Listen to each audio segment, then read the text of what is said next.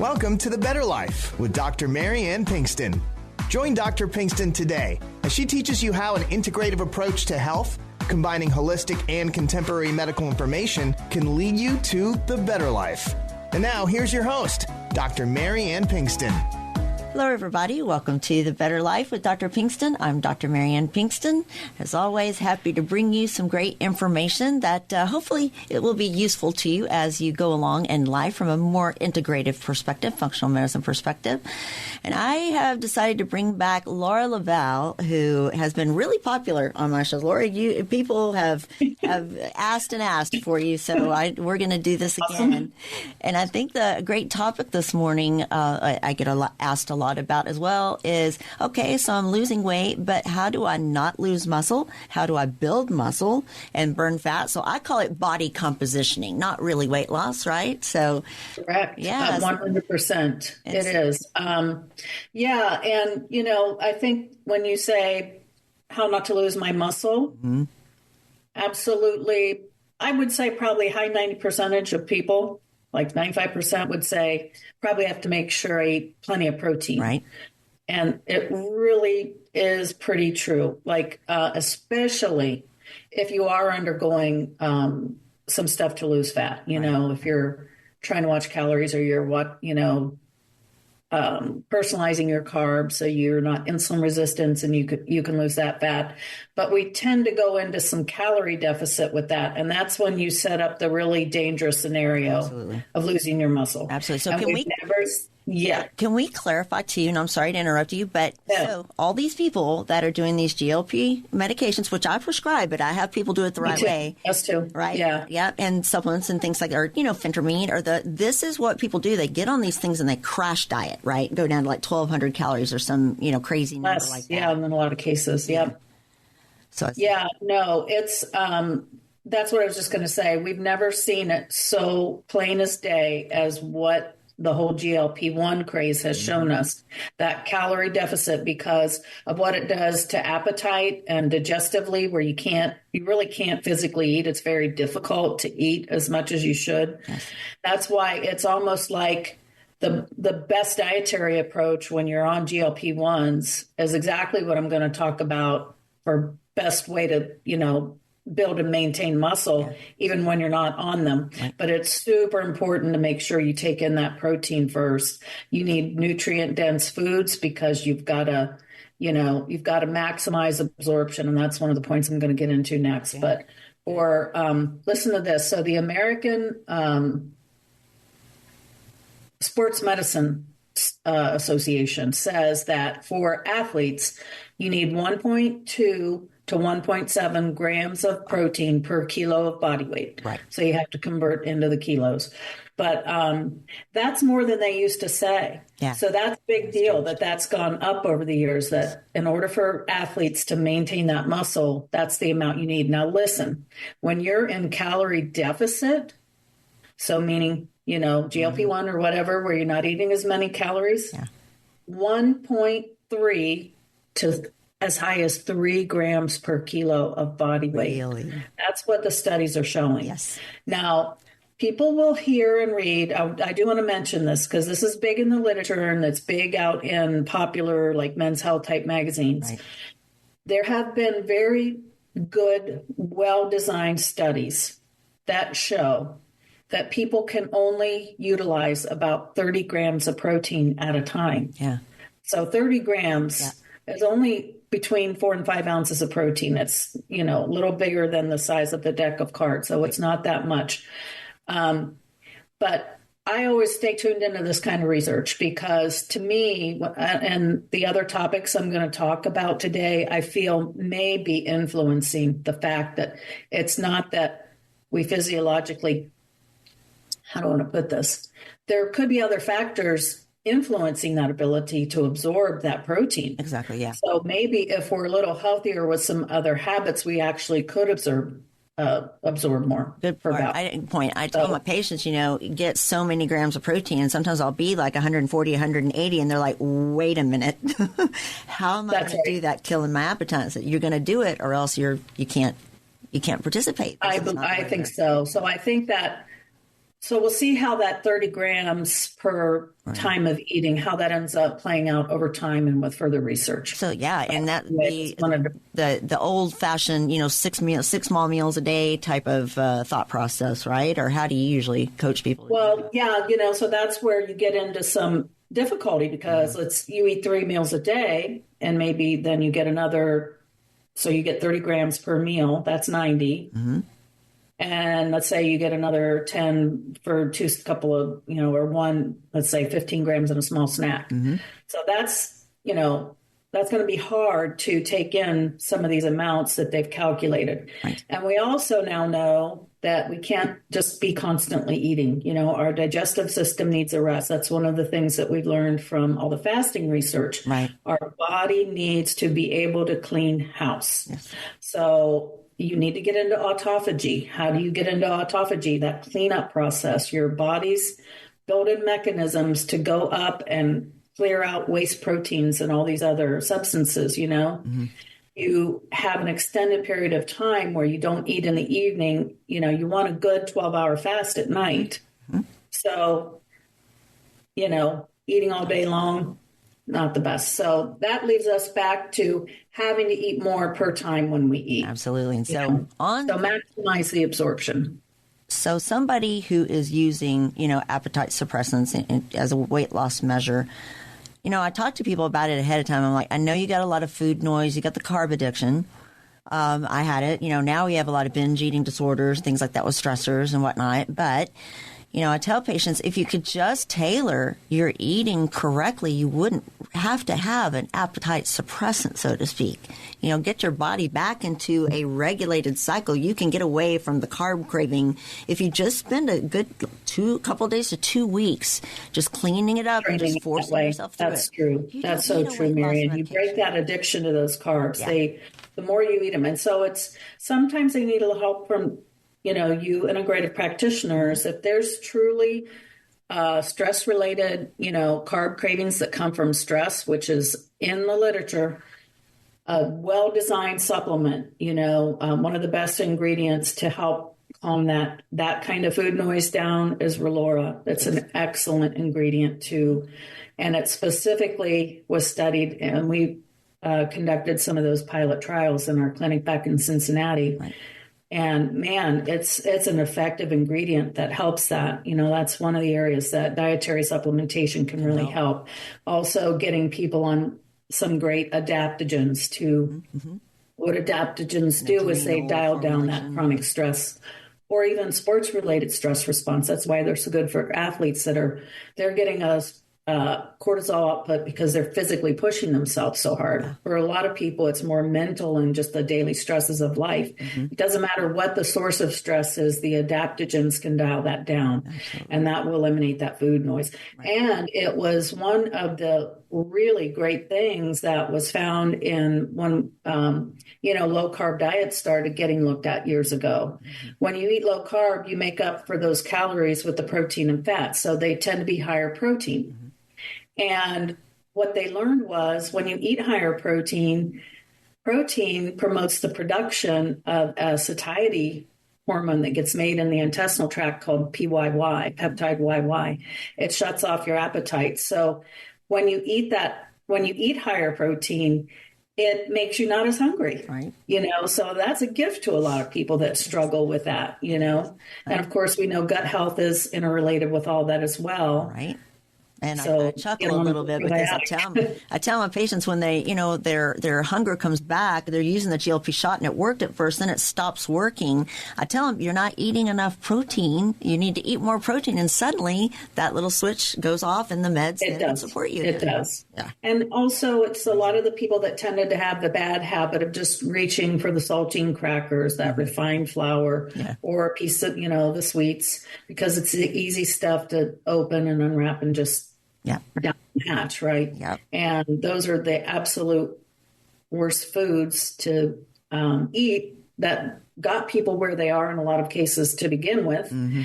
And so it's really, when you go on a GLP-1, that's one of the hardest things to do, is to mentally get yourself to recognize, I cannot go back to that old habit. I have to break that habit that got me here.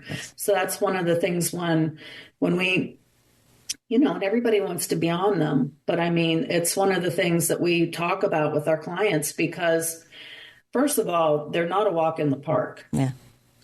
They really aren't. It's hard to make yourself eat when your appetite is very, the edge is very much taken off for most people with those. Not everybody, but most people. So we try to dose it, accordingly to where you have to have some appetite because you have to be able to take in that protein and your other nutrient dense foods. And it's, that's a lot of vegetables, fruit, nuts, seeds, beans, that whole healthy core of foods that people needed to be eating to begin with. And so, it's, you have to be dedicated to be able to do them and just make up your mind. I'm going to do this and I'm going to do it right. And I'm going to learn from my past mistake. Because otherwise, the beauty is when you can wean off of them and you have a new health habit, it's exciting for people. It is turning over a new leaf, but you really have to commit to that to really be able to do them right. But they're a thing of beauty. Absolutely. And I agree with that 100% because I am 7 years out from that decision now, almost 8 years out. Come February, will be 8 years out from that very decision. I'm just going to change my life. I don't want to come back to this. And if they can seek out the help from people like you, Marianne, and like my husband, Jim, and so many integrated practitioners out there that, now know, okay, well, let's not just ignore the things that are happening. Sometimes, thyroid hormones aren't being well managed. Sometimes the stress is huge. It really gets to people. We have beautiful supplements now that we know these ingredients are really researched and what they do, and they can help, because I find that otherwise we're telling people, well, meditate for an hour or two a day. And, and for a single mom, it's hard to do, isn't it? We don't always have life circumstances that allow that. So if we can come in with a supplement that's knocks that, it's a gift, it really helps people. So you mentioned Relora. And so what, in terms of dosage, do people look for to maximize that appetite suppression that it can help with? Oh gosh. I don't remember. I know Jim has told me 1,000 times. Yeah, I'd have to look up our metabolic code supplement for that is called QuiCalm, and it's dosed accordingly in there. Yeah. So whatever it says on the bottle, exactly is what you do. Something like 750 milligrams, 1,000 milligrams a day. I'll clarify that and throw it on the website. We'll take care of that. Yeah, I'll give a link to that. That'd be great. So, well, with a couple of minutes left, advice for somebody who is trying to, maximize protein but worried about their calories. I tell them that, once you count your grams of protein, if you make that, you're going to make your calories pretty much for the day. Just make sure you don't wean out carbs completely because counting is absolutely impossible. That's right. There's two big things that can stop you utilizing that muscle like you should, or that protein like you should be. One of the big ignored factors is something called metabolic acidosis. So that is when our pH becomes acidic. And this is a weird one because things that live out there on the internet, right? Mm-hmm. You'll see the message, what are acidifying foods and what are alkalinizing foods? You always see protein as an acidifying food. The research isn't bearing out that if you're acidic, you need to stop eating protein at all. Right. What the research finds is that what we become acidic from eating, guess what? Processed foods, refined flours and sugars, more calories than we need, and not having enough plant foods, especially vegetables. So what you're looking for is the foods that are very nutrient packed in a low calorie package. Right. So they in the Sebastian et al. That's one of my great researchers on this topic, and they made a specific point to say it's not all about grains. Really watch overeating grains. What's the reason? It's a lot of calories, and when you take in too many calories, you can become acidic fairly quickly. Gotcha. And they made a specific point to say, when they looked at, Paleolithic or caveman era, they took in 4 times the amount of potassium that we do. Wow. Potassium, where do you get it? From, plant foods, vegetables, fruits, nuts, seeds, beans, and, but they made sure to tell people, keep the protein in the diet. Do not cut protein out. You don't have to overeat it, but what's overeating it? We need an amount that we can keep our muscle. Absolutely. And so we're still kind of getting there, but I think it's higher than most people think. Gotcha. But if you're not eating a lot of vegetables with it, if you're not taking in a lot of potassium, your body won't utilize it properly. It can't utilize it unless we're alkaline. Right. Gotcha. Wow. And then the potassium helps all your muscle contraction as well. So just your daily movement, you get more out of your daily movement when you're taking in plenty of potassium because your muscle is contracting properly. Wow.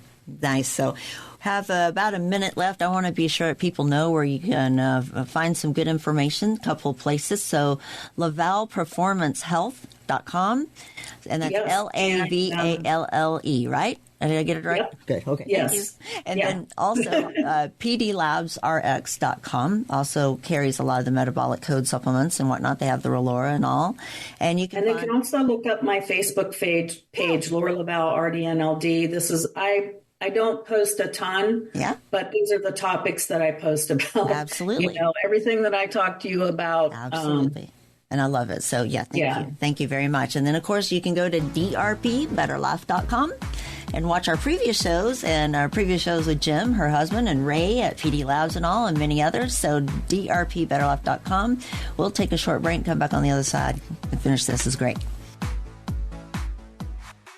Hi, this is Ray Solano with your Healthy Choices Minute, sponsored by Prescription Dispensing Labs. New research has concluded that implementing dietary changes could prevent gut inflammatory processes involved in some chronic diseases. Modulation of your gut microbes through diets enriched with vegetables, legumes, grains, nuts, and a higher intake of plant over animal foods has a potential to prevent intestinal inflammatory conditions at the core of many chronic diseases. In short, the foods we eat in our dietary patterns have a major influence on our immune system that can cause many conditions we're suffering from today. Solution: try our OptiMeal shake. Our team has developed the best tasting, healthiest shake you've ever experienced to control blood sugar and to improve your gut. Start your day today with a healthy choice. Call us today at 888-909-0110 for a free sample of the OptiMeal shake. 888-909-0110. Remember, you have a choice in healthcare.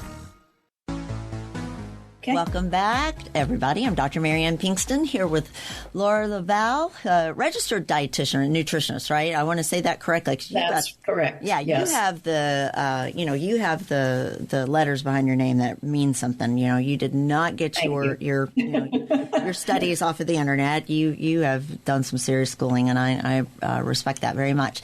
So we left off talking a little bit about protein metabolic acidosis, and you kind of mentioned something there with the break that I find interesting.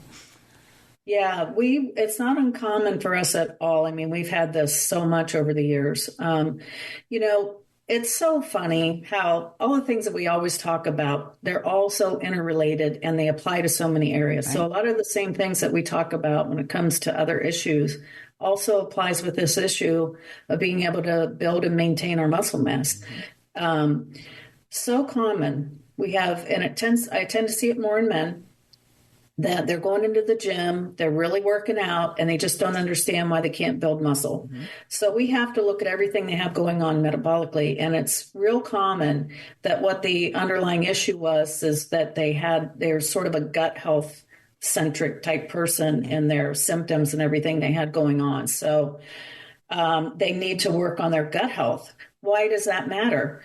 When your gut mucosal linings are dysbiotic and your mucosal linings break down, you don't absorb your minerals like you should. We see this in athletes all the time. When we see athletes that are pretty prone to injury, that's one of the big areas we make sure we look at, we assess, and we really thoroughly evaluate that gut health. They're not absorbing minerals because of a gut health issue. There you go. So impacts our absorption of minerals. Yeah. Going clear back to, you mentioned my dietetics degree. When I was doing some of my internship hours, we had a young patient that had a gut health condition. The gut mucosa was broken down. Back then, they called it a long name. Yeah. Today, it might be called something else, but it was not absorbing, completely broken down mucosal lining. Yeah. What happens in those patients? Have you ever had one? Oh, yes. Oh, gosh, yes. Tetany. Yeah. Yeah. What's tetany? Yeah. The hands lock up. Yeah, why? Because they're not absorbing their calcium. Right. So with everything that you can have going on, you can have the worst case scenario, but then there's all this gray area that can be these people in the middle that are suffering from this. I mean, that's discouraging to work out like a fiend, and you can't build that muscle. We've also had people that that can't, lose weight and gain muscle because they're not sleeping. Right. Big one. Sleep. So because this metabolic acidosis is all tied in with insulin sensitivity as well. Mm-hmm. And when you don't sleep, you don't have insulin sensitivity. Mm-hmm. Isn't it crazy? It is crazy. So it can all be a factor. You really have to look at a person's total health. You really have to look at how they're functioning in every area. But two of the really important things, super easy, make sure you're eating a lot of protein and make sure you're eating a lot of vegetables and salads with it. It makes a huge difference. It sure does. Get your gut health straightened out, get your stress down, sleep better, and voila, right? Love it. Yes. So a lot of patients, I have a couple minutes left, a lot of patients ask me about creatine. What are your thoughts? Yes. We love it. Good. Creatine was so controversial there for a while. Yeah. Interesting because I just actually sat in on a class on this maybe 4 or 5 months ago, an online webinar from some of the really great, sports performance researchers out there in the country. This happened to be a guy from Texas A&M that's sort of specialized in creatine research. Mm-hmm. First of all, I started talking about teen athletes. They used to, and some schools still ban it, and they have now found absolutely no reason to do that. No reason at all. It's extremely safe and helpful, especially for athletes. But for anybody now, they're finding out. The average person who hardly even works out now, they're finding out there are benefits to taking some creatine. The proven form is creatine monohydrate. Okay. Yep. And when you're an athlete, you're going to need, they're giving, 15 to 25 gram doses per day. Yeah. An average person, you might take more like 5 grams once or twice a day. For a person that's, an average person, but you try to have a regular workout routine. Yeah. A non-active person, you might only take like 3 to 5 grams per day. Yeah. But interesting to me how far that pendulum has swung. Right. The studies are strong. I mean, it helps post-exercise recovery. Yes. It helps, it helps in injury prevention. For athletes, it improves the tolerance of heavier like weight loads, so you can get more from each workout. Wow, but yeah, it's just like it's an all-around great thing for I happen to agree with you. Health. Go figure. We started the second half talking about metabolic acidosis, injuries, and whatnot. And watching the NFL this weekend and last night, there have been so many injuries of these top tier athletes. And I think you just described what the problem is, besides the difference of grass and turf. But you described what the problem is there, and absolutely amazing. And this applies to everybody who's not a top tier athlete, just people trying to lose weight. So, guys, please keep all this in mind. This is a great show, Laura. Thank you. Where can people find you? We've got about a minute and a half. Where can people find you? Well, for me personally, right now, I'm sort of limited on just my little Facebook page. I'm trying to get my RDNLD Facebook page going over onto Instagram as well. Okay. I'm endeavoring into a new venture I told you about with aesthetics. I'm real excited. In fact, it ties in with this topic. Yes. I am going to the salon I'm in. It's called Blue Magnolia in Fort Worth. Nice. If anybody wants to come find me, I am giving muscle treatments. We have a machine now called TrueFlex. And one of the reasons I wanted to get into this was because of all the people that have lost so much muscle with GLP-1s. Yeah. And we just hook you up to those paddles and it stimulates those muscles. But it's one of the most advanced muscle stimulus machines that I've seen. Well, I need to come really do that and build remodels the muscle because of how many cycles it puts the muscle through. It's not just all this straight contraction like that, you know. It's really cool. It is. Well, awesome. Well, we'll have some more information about all this. And Laura, thank you so much. If you guys want to see some previous shows, go to drpbetterlife.com. There you'll find the links to the LaValle Performance Health and to PD Labs as well, more supplement information. But Laura, as always, thank you for saving my life this morning. I appreciate you.